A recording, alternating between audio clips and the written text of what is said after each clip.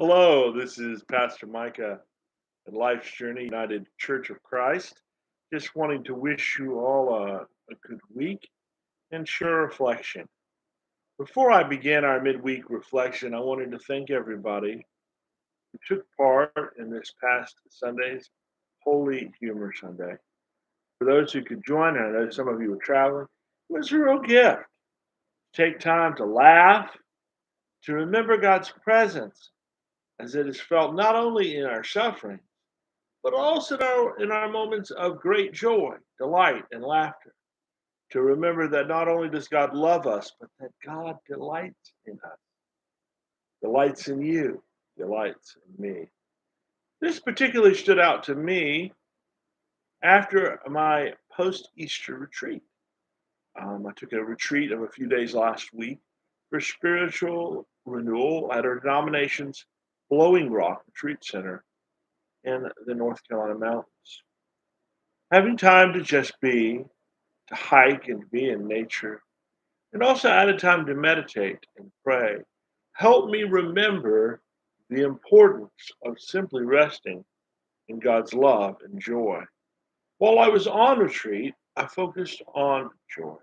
Two books I read to guide my retreat were the Book of Joy by the late Archbishop Desmond Tutu and the Dalai Lama, as well as Between Heaven and Mirth, Why Joy, Humor, and Laughter Are at the Heart of the Spiritual Life by James Morton. These books focused on how easily we fall into discouragement, grief, sadness, and lose sight of the gifts and opportunities in front of us. In his book, James Morton talks at one point about the spiritual practice of savoring. He shared how what we focus our minds on shapes what we see, and how much easier it is to focus on life's problems and worries. Instead, as we meditate and pray each day, we can take time in it to savor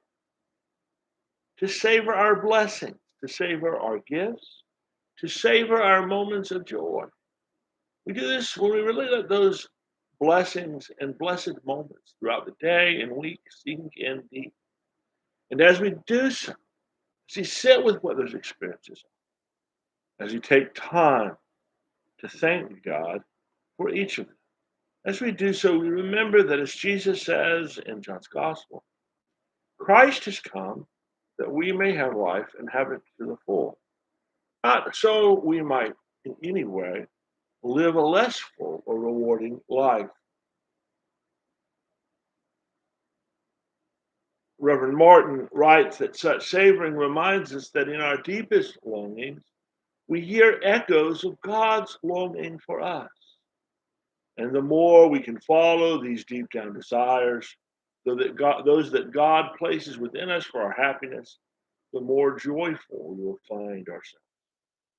I want to challenge you each day this week and each day of the season of Eastertide, the 50 days following Easter that lead into Pentecost. I want to challenge you to take time each day in this season to really sit with what gifts, blessings, and positive experiences each day gives you. Because even on the hardest day, there is some ray of light. And I want to challenge you to really sit with those experiences, that really name them to yourself, and also name them to God in gratitude. Choosing to engage this duty to delight, as Dorothy Day called it, opens us up to see more of life's beauty, enjoying such beauty. Mary Oliver describes this choice well when she writes, if you suddenly and unexpectedly feel joy, don't hesitate. Give in to it.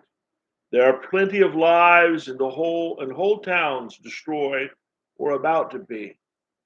We are not wise and not very often kind, and much can never be redeemed.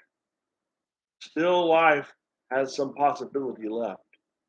Perhaps this is its way of fighting back. That sometimes something happens better than all the riches or power in the world. It could be anything. Very likely you notice it in the instant when love begins.